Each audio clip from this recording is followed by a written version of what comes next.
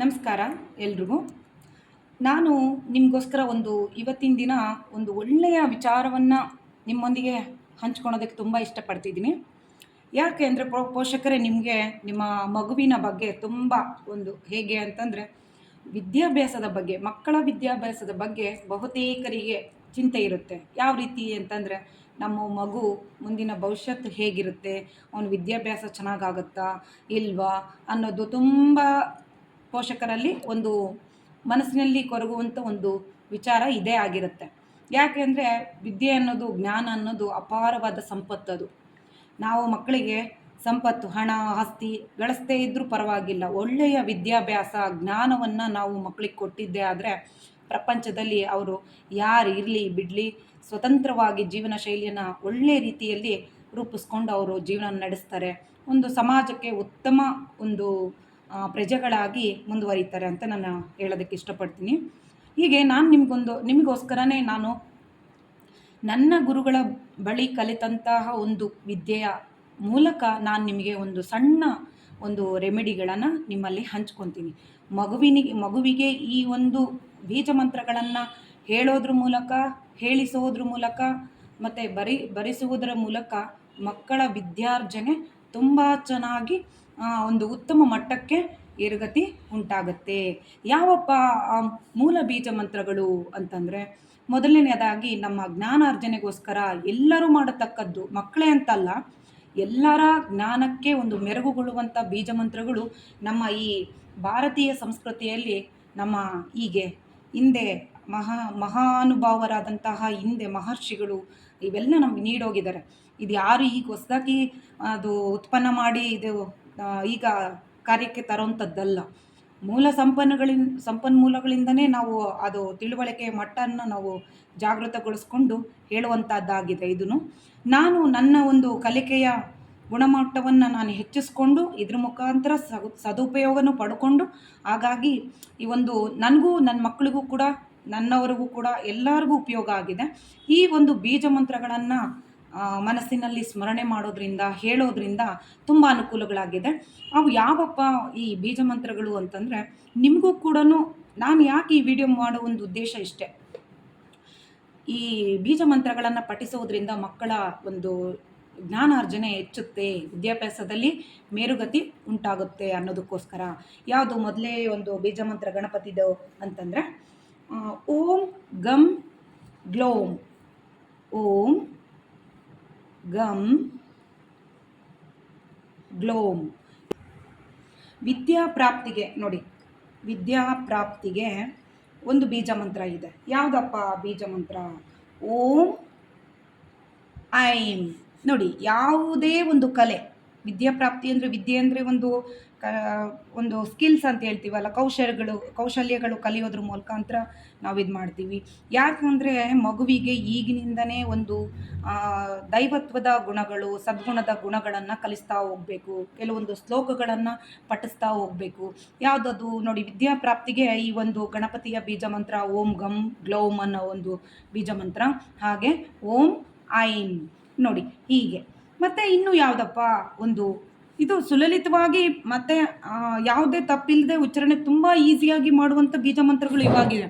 ಮಕ್ಕಳು ತುಂಬಾ ಈಸಿಯಾಗಿ ಮಾಡ್ತಾರೆ ಮತ್ತು ಹೇಳ್ತಾರೆ. ಅದನ್ನು ಬರೀಲಿಕ್ಕೂ ಹೇಳಿ ಮತ್ತು ಹೇಳೋದಕ್ಕೂ ಪ್ರಯತ್ನ ಪಡಿಸಿ. ಮತ್ತು ಇನ್ನೊಂದು ಯಾವುದಪ್ಪ? ಓಂ ಸಂ ಸರಸ್ವತಿಯೇ ನಮಃ. ಓಂ ಸಂ ಸರಸ್ವತಿಯೇ ನಮಃ. ನೋಡಿ, ತುಂಬ ಈಸಿ ಇವು, ಯಾವುದೇ ಕಷ್ಟ ಇಲ್ಲ ಇದರಲ್ಲಿ. ಬೀಜ ಮಂತ್ರ ಇರ್ಬೋದು. ಅಟ್ಲೀಸ್ಟ್ ಓಂ ಸಂ ಸರಸ್ವತಿಯೇ ನಮಃ. ನೋಡಿ, ಇಷ್ಟು ಮಗುವಿಗೆ ಹೇಳ್ತಾ ಹೋದ ಹಾಗೆ ಅವನ ಜ್ಞಾನಾರ್ಜನೆ ತುಂಬ ವೃದ್ಧಿಗೊಳ್ಳುತ್ತೆ. ಹೀಗೆ ಮಾಡೋದ್ರಿಂದ ಅವನ ಸಾಧನೆಗೆ ಮೆಟ್ಟಿಲಾಗಿ ದಾರಿಯಾಗತ್ತೆ ಅಂತಲೇ ಹೇಳ್ಬೋದು. ಯಾಕೆ ಅಂದರೆ, ನಾನು ಸತತವಾಗಿ ಈ ಜ್ಞಾನವನ್ನು ನಾನು ಪಡ್ಕೋಬೇಕು, ಆಧ್ಯಾತ್ಮಿಕ ಜೀವನದಲ್ಲಿ ಮುಂದುವರಿಬೇಕು, ಪ್ರತಿಯೊಂದು ವಿಚಾರಧಾರೆಯನ್ನು ತಿಳ್ಕೊಬೇಕು ಅನ್ನೋ ಕಾರಣಕ್ಕೇ ನಾನು ಸುಮಾರು 15 ವರ್ಷಗಳಿಂದಲೂ ನಾನು ಟೀಚಿಂಗ್ ಫೀಲ್ಡಲ್ಲಿ ಇದ್ರೂ ಸಹ, ಸಾಮಾಜಿಕವಾಗಿ ಒಡನಾಟ ಎಲ್ಲರೂ ಇದ್ರೂ ಸಹ ಇದರಲ್ಲಿ ನಾನು ಸಕ್ರಿಯವಾಗಿ ಭಾಗವಹಿಸಿದ್ದ ಕಾರಣನೇ ಈ ಒಂದು ಜ್ಞಾನಕ್ಕೆ ಒಂದು ಎಡೆ ಆಯಿತು. ಮತ್ತು ಈ ಒಂದು ಎಕ್ಸ್ಪೆರಿಮೆಂಟ್ ನಾನು ಎಲ್ಲೂ ಮಾಡಲಿಲ್ಲ, ನನ್ನ ಮಕ್ಕಳ ಮತ್ತು ನನ್ನ ಮುಖಾಂತರವಾಗಿ ನಾನು ಪ್ರಯತ್ನಿಸಿದೆ. ಅದರ ಫಲವಾಗಿ ಏನು ಗೊತ್ತಾ, ನನ್ನ ಮಕ್ಕಳು ಇವತ್ತಿನ ದಿನದಲ್ಲಿ ಚೆನ್ನಾಗಿ ಓದ್ತಾರೆ, ಯಾವುದೇ ನೆರವಿಲ್ಲದೇ ಅವರ ಜ್ಞಾನಾರ್ಜನೆಯನ್ನು ಹೆಚ್ಚಿಸ್ಕೊಂಡಿದ್ದಾರೆ. ಮತ್ತು ನಾನು ಕೂಡ ಅಷ್ಟೇ ತುಂಬಾ ಈ ಒಂದು ಮಾಹಿತಿಗಳನ್ನು ಸಂಗ್ರಹಣೆ ಮಾಡೋದ್ರ ಮೂಲಕ, ಸತತವಾಗಿ ಅಭ್ಯಾಸಗಳನ್ನು ಮಾಡೋದ್ರ ಮೂಲಕ, ಮತ್ತು ಅನೇಕ ಗ್ರಂಥ ಸಾರಗಳನ್ನು ಓದೋದ್ರ ಮೂಲಕ ವಿಚಾರಗಳನ್ನು ನಾನು ಸಂಗ್ರಹಿಸಿ ಅದೊಂದು ಸಂಕ್ಷಿಪ್ತ ಮಾಹಿತಿಯನ್ನು ನಾನು ನಿಮ್ಮಲ್ಲಿ ಹಂಚ್ಕೊತಾ ಇದ್ದೀನಿ. ಇಷ್ಟು ನಿಮಗೆ ಸಮಯ ಇದೆಯೋ ಇಲ್ಲೋ ನನಗೆ ಗೊತ್ತಿಲ್ಲ, ಯಾಕೆಂದರೆ ನಿಮ್ಮ ಒಂದು ಜ್ಞಾನಕ್ಕೆ ಒಂದು ಒಳ್ಳೆಯ ದಾರಿ ಇದಾಗಲಿ ಅನ್ನೋ ಕಾರಣಕ್ಕೆ ನಾನು ಈ ಒಂದು ಚಿಕ್ಕ ಒಂದು ವಿಡಿಯೋನ ಮಾಡೋದಕ್ಕೆ ಇಷ್ಟಪಡ್ತಾ ಇದ್ದೀನಿ. ಯಾಕೆಂದರೆ ಎಲ್ಲ ಮಕ್ಕಳು ಒಳ್ಳೆಯ ವಿದ್ಯಾಭ್ಯಾಸವನ್ನು ಪಡ್ಕೋಬೇಕು, ಅವರ ಜೀವನ ಶೈಲಿಯನ್ನು ಉತ್ತಮ ಮಟ್ಟದಲ್ಲಿ ನಡೆಸಬೇಕು ಅನ್ನೋದಕ್ಕೂ ಕಾರಣಕ್ಕೋಸ್ಕರನೇ ಈ ಒಂದು ಚಿಕ್ಕ ವಿಡಿಯೋನ ನಾನು ನಿಮಗೋಸ್ಕರ ಮಾಡ್ತಾ ಇದ್ದೀನಿ.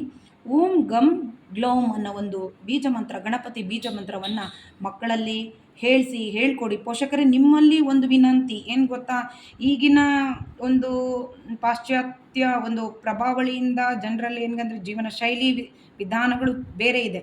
ಅದು ನಿಮ್ಮ ವೈಯಕ್ತಿಕ, ನಾನು ಹೇಳೋದಲ್ಲ. ಅಂದರೆ ನಿಮ್ಮ ಅಭಿರುಚಿಗೆ ತಕ್ಕಂತೆ ನೀವು ಆ ಒಂದು ಜೀವನ ಶೈಲಿ ನಿಮ್ಮನ್ನು ಒಳಗೊಂಡಿದೆ. ಅದು ನಿಮ್ಮ ಒಂದು ವೈಯಕ್ತಿಕ ವಿಷಯ ಮತ್ತು ನಿಮ್ಮ ಇಷ್ಟ. ಅದು ಯಾರೂ ಹೀಗೆ ಇರಬೇಕು ಹೀಗೆ ಇರಬಾರ್ದು ಅನ್ನೋ ಒಂದು ಭಾವನೆ ಯಾರಿಗೂ ಇಲ್ಲ. ಹಾಗೆ ಹೇಳಿದರೆ ಅವರು ವಿಭೂತಿ ಧಾರಣೆ ಮಾಡಿ ಅಥವಾ ರುದ್ರಾಕ್ಷ ಧರಿಸಿದ ತಕ್ಷಣವೇ ಅವರು ಮಹಾಭಕ್ತರು ಅಥವಾ ಮಹಾಯೋಗಿಗಳು ಅನ್ನೋ ಕಾರಣ ಅಲ್ಲ. ವಿಭೂತಿ ಧರಿಸ್ದೇ ಇದ್ದರೂ ನಮ್ಮ ಜ್ಞಾನ ಅರ್ಜನೆ ನಾವು ಸಂಪಾದನೆ ಮಾಡಿದ್ರೇ ಹೆಚ್ಚು ಈ ಗುಣಮಟ್ಟದ ವಿದ್ಯಾಭ್ಯಾಸವನ್ನು ನಾವು ಪಡ್ಕೋಬೋದು.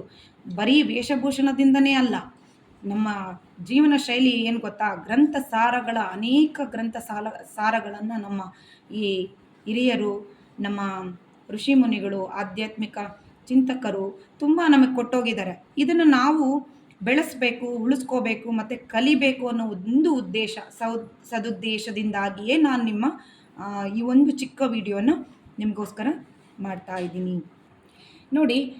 ನೀವಿಲ್ಲಿ ನೋಡ್ಬೋದು ಇಲ್ಲಿ ನಾನು ಬರೆದಂತಹ ಈ 3 ಚಿಕ್ಕ ಬೀಜ ಮಂತ್ರಗಳು, ಈ 2 ಬೀಜ ಮಂತ್ರಗಳು, ಈ ಮಂತ್ರ ಸಾರ, ಇದಿಷ್ಟು ನೀವು ಮಕ್ಕಳಲ್ಲಿ ಹೇಳ್ಕೊಟ್ಟಿದ್ದೆ ಆದರೆ ಅವರ ಜ್ಞಾನ ಸಾಕು.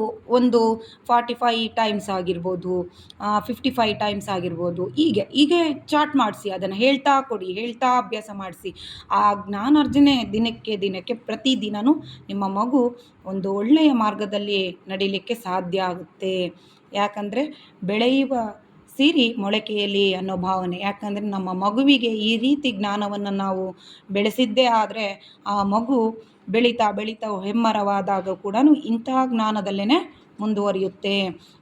ಓಕೆ